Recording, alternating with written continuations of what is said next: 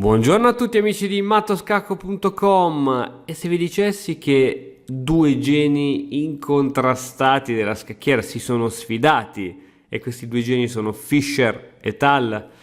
Oggi esaminiamo una di queste partite e questa partita sarà veramente ricca di colpi di scena. Questa è l'unica cosa che spoilerò. Allora, Fischer coi bianchi apre con E4, E6, difesa francese, D4, D5, cavallo C3, alfiere B4, E5, fin qui tutto tranquillo, C3, A3, A5. Ok, adesso le persone normali giocherebbero cavallo F3 oppure catturerebbero questo pedone in C, ma stiamo parlando delle persone normali. Fischer non era una persona normale. B4.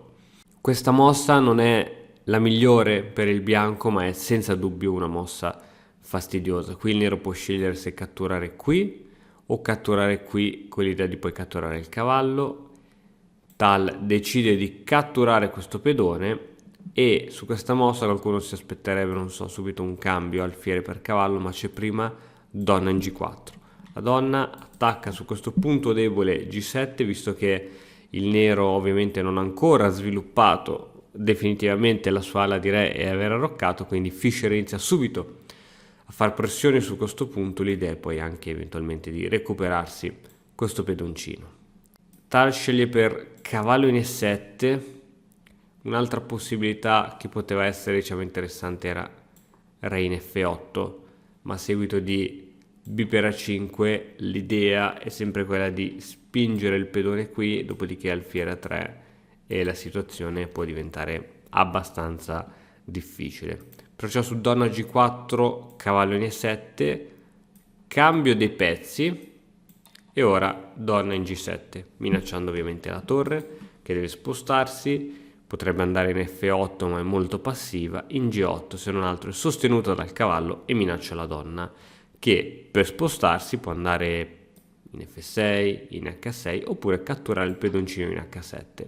Siamo in questa posizione, una posizione non facile da valutare, perché se andiamo a vedere i pedoni del bianco sono 1, 2, 3, 4, 5, 6, 7, i pedoni del nero 1, 2, 3, 4, 5, 6, ma c'è anche da dire che il bianco ha due pedoni doppiati, un pedone avanzato che è un po' lì da solo, una donna che è al di là dall'altra parte della scacchiera da sola, quindi è sotto fuoco, sotto assedio del fuoco nemico e tutto quanto ancora da sviluppare. Quindi è una posizione veramente complessa, ma d'altronde quando si sfidano due geni la posizione non può essere altro che complessa, anche perché loro cercavano sempre la complessità nella posizione, nel cercare poi i tatticismi migliori che l'avversario non era in grado di vedere. Cavallo in B va in C6 e ora questo pedone lo si può difendere sia con F4, anche se non è la migliore, poiché F4 blocca un po' la diagonale di questo alfiere che potrebbe essere sfruttata in futuro per inchiodature o attacchi. Perciò Fischer decide di giocare cavallo F3 sviluppando un pezzo e ovviamente sostenendo il pedone. A questo punto Tal gioca donna C7. Un'idea era quella di, invece di giocare donna C7, di catturare questo pedone.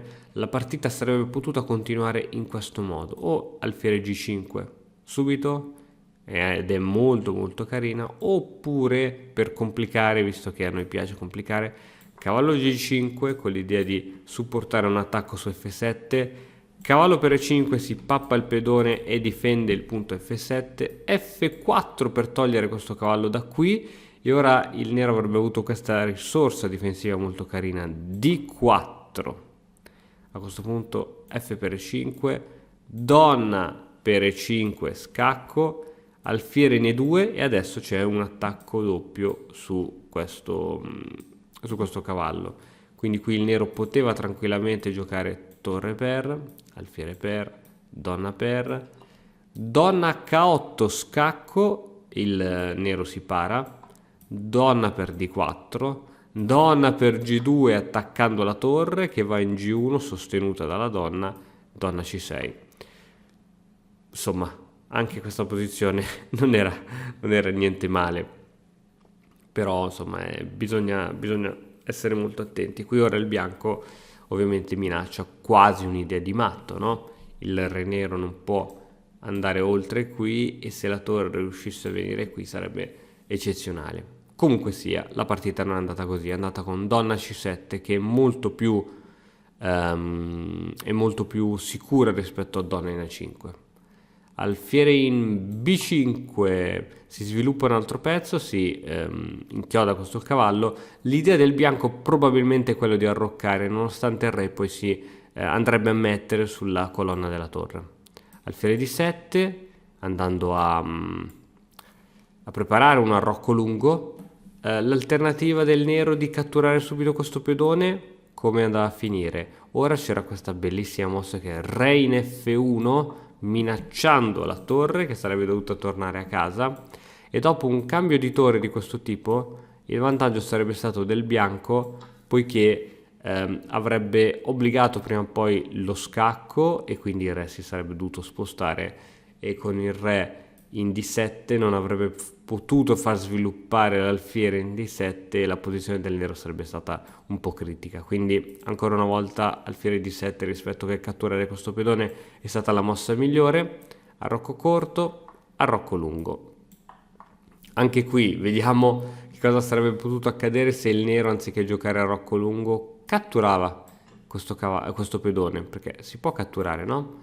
Cavallo per, donna per, alfiere di 7 scacco, re per d7, donna per d3. La donna cerca di ritornare in una posizione più attiva dove può fare un po' di danni. Donna in e4 proponendo un cambio di donne e ora donna per e4, d per e4, f3, f per e3, torre per f3 con leggero vantaggio del bianco che ha una torre molto attiva che può fare un po' di danni, e dopo che il bianco riuscirà anche a sviluppare questo alfiere in una buona casa, l'altra torre entrerà in attacco, quindi questa posizione è leggermente favorevole per il bianco. Ma torniamo a noi, che il nero non ha catturato questo pedone ma ha giocato a rocco lungo. Il momento ora di sviluppare questo alfiere, alfiere g5, quale casa migliore per questo alfiere? Cavallo per e5 adesso, cavallo per e5 e alfiere per b5. Ora questo alfiere minaccia la torre. Ancora una volta c'erano altre possibilità. Anziché catturare questo alfiere, la donna avrebbe potuto catturare questo cavallo e la partita sarebbe potuta continuare con alfiere per e7, torre in h8 minacciando la donna, quindi mossa intermedia, torre in f1 minacciando la donna avversaria, donna per e1, torre per donna, alfiere per d8, re per d8, con situazione ancora pari. Guardate quanto è dannatamente complessa questa situazione. Probabilmente questa partita andrebbe vista con ancora più calma, con un'analisi di 40-50 minuti. Siamo arrivati qui, ok? Quindi il nero non ha catturato questo cavallo, ma siamo arrivati qui. Adesso c'è cavallo per f7, alfiere per f1, cavallo per d8, torre per g5, cavallo per e6. Mamma mia ragazzi, che cosa stanno vedendo questi ragazzi sulla scacchiera? Torre per g2, scacco, e ora il re potrebbe tranquillamente catturare in f1, ma viene giocato re in h1, 2 punti esclamativi. Perché? Perché sulla cattura di questo alfiere la posizione, la lancetta della valutazione della posizione penderebbe totalmente in favore del nero. Guarda cosa succede. Torre h2, la torre è supportata dalla donna e minaccia uno scacco in h2, minaccia di togliere la donna da qui e la donna finalmente non può più dare scacco su questo punto. La donna si sarebbe dovuta spostare, per esempio in f7, torre in h1, ovviamente dopo che il re si toglie si perde la torre, ma i guai non sono finiti qui, perché ora il re può scegliere se andare o in e2 o in g2. Se va in e2 si prende il matto in 4 mosse, cioè donna c4 scacco, re in f3, torre in h3, re in g2, donna in g4, re in f1, torre in h1, scacco matto. Se il re anziché andare in e2 va in g2, allora questo re, guardate un po' quanti viaggi farà.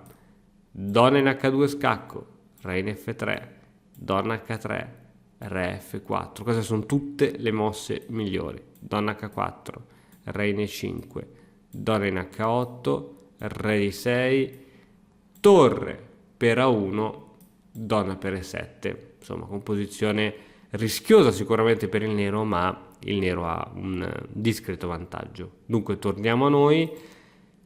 Fischer vede ovviamente tutto ciò e decide di giocare re in H1. Tanto se si toglie l'alfiere si perde la torre, dunque non c'era nessuna fretta di catturare quell'alfiere. È il momento che viene giocata donna in E5. Donna in E5, torre per F1 e donna per cavallo. La posizione, che tu ci creda o no, è valutata dal computer 0.00, ovvero una situazione di totale parità, nonostante i molti squilibri presenti sulla scacchiera. Re per G2 e su donna C4 i due giocatori si accordarono per la patta. Perché? Perché qui c'è il perpetuo essenzialmente. La partita poteva continuare con re in H1, donna in F3, re in G1, donna G4, re in H1, donna in F3, re in G1, donna H4, eccetera, eccetera. Ovviamente il nero, essendo in svantaggio di materiale, aveva tutto l'interesse del mondo nel cercare di forzare una patta. Ma la cosa più incredibile che mi ha scioccato di questa partita è che dopo questi 1000 colpi tattici che veramente, ragazzi, cioè solo questi due giocatori ci potevano offrire, la partita finisce in un pareggio con una posizione perfettamente pari secondo il computer. Incredibile, incredibile. Bene, spero che la partita di oggi vi sia piaciuta. Noi ci vediamo domani con un altro nuovo video e come al solito, se vi è piaciuta lasciate il like, un commento e iscrivetevi al canale se ancora non l'avete fatto. Ci vediamo domani, ciao! E ora per continuare che cosa posso fare? Beh, innanzitutto ti consiglio di iscriverti al nostro canale in modo tale da non perderti le nuove video lezioni. E poi puoi vedere il video che è stato più cliccato in questa settimana. Ci vediamo, ciao!